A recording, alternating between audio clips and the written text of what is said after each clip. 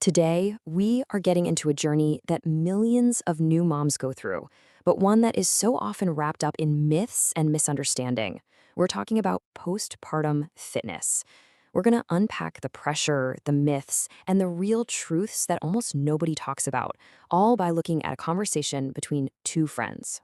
And this right here, this question gets to the absolute heart of it.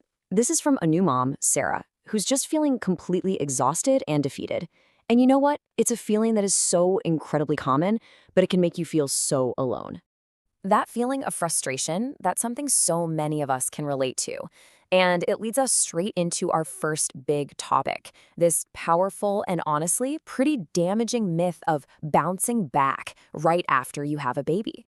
So, as Sarah is really struggling with this, her friend Lila comes in with a totally game changing perspective. She tells her, look, the reason you're finding this so hard isn't because you're not trying hard enough. It's because the advice that most new moms get is just, well, it's just wrong. And here's exactly where that pressure comes from. Sarah points out the endless stream of posts on social media. You know the ones, promising these magic bullet fixes and 30-day transformations. It sets up this totally unrealistic expectation that leaves any new mom feeling like a failure. But Lila just calmly reframes the whole thing. She says, your body isn't failing to go back to what it was. It has changed into a new state. Think about it. It went through this huge, incredible transformation. And this new state? It's completely normal. It's necessary. Which, of course, brings up the biggest, most urgent question on any new mom's mind when she hears this. Okay, so is this it? Is this permanent? Will my body ever feel like mine again? Lila explains that, yes, recovery is absolutely possible, but it looks nothing like what the fitness industry is selling. And this is where we get to the first hidden truth of postpartum recovery. So here's the absolute key. Before you can even begin to think about fitness, your body is in major repair mode. We're talking about your uterus, your muscles, your hormones. Everything needs time to heal and find its balance again.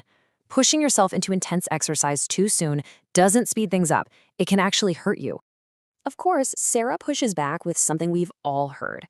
This pressure to start quickly is everywhere, and it makes you feel like if you're just resting, you're already falling behind.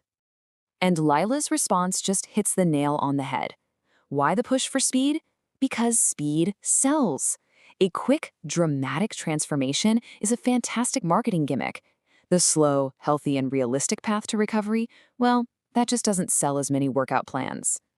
The reality is that first 6-week window is so important for healing. The focus shouldn't be on burning calories with crazy workouts. It should be all about rest, getting the right nutrition to fuel your recovery, and maybe some really gentle movement.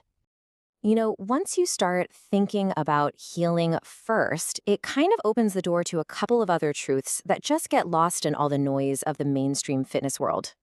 Okay, so this second truth that Lila shares, it's a real game changer. It totally redefines what your first postpartum exercises should even look like. So, instead of jumping into crunches to work on your abs, Layla says the focus has to be on your pelvic floor. Seriously, think of these muscles as the literal foundations supporting your entire core.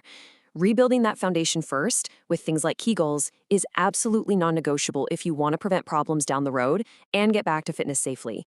And Sarah's reaction is probably the same as a lot of yours. I've never heard of this. And that's so telling, right? This super critical information just gets completely glossed over because it doesn't fit that get-ripped-quick story. Next, Layla tackles a big one, especially for moms whose kids are a little older. Why is it so hard to lose the weight, even when you're exercising? This brings us to the third hidden truth.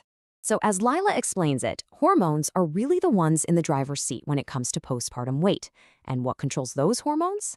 It's mostly sleep, nutrition, and stress. Not enough sleep and too much stress can spike your cortisol, and that's the hormone that basically tells your body to store fat, especially around your middle. So you can see the gym, it's only a tiny piece of a way bigger puzzle.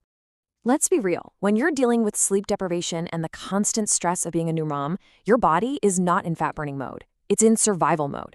It's hanging on to every resource it can because it thinks it's in a crisis. And let me tell you, you cannot out-exercise that biological state. Okay, so if all that popular advice is wrong, what's right? What does a real, effective plan actually look like? Well, Lila lays out a super simple 3-step plan that works with your body, not against it. Here it is. It's this simple. Step 1, for those first 6 weeks, your job is just gentle recovery. We're talking light walks, deep breathing exercises, and eating good food. Step 2, once your doctor gives you the all clear, your first move is your pelvic floor. And step 3, only after that do you slowly, gently start to introduce some light strength training to rebuild that foundation, not killer cardio sessions. And seeing this new, realistic plan, it leads to this huge emotional breakthrough for Sarah. And honestly, it's a message that every single new mother out there deserves to hear. And there it is. That's the light bulb moment. Sarah realizes her body wasn't failing. She wasn't lazy. The problem was the garbage, unrealistic, sales-driven information she was being fed. And you can just feel that weight of guilt start to lift. This, right here, is the biggest takeaway of all. Layla's final thought just reframes everything. Your postpartum body is not a before picture. It is not a problem that you need to fix or erase. This is a body that did something miraculous. It deserves to be treated with respect, patience, and so much care. It's a hero. Lila's conversation ends with a simple call to action. Share this with another mom who needs to hear it. And that just leaves us with this final thought to chew on. What would actually change if our whole culture just stopped pressuring mothers to bounce back and instead started celebrating the slow, powerful, and heroic process of recovery?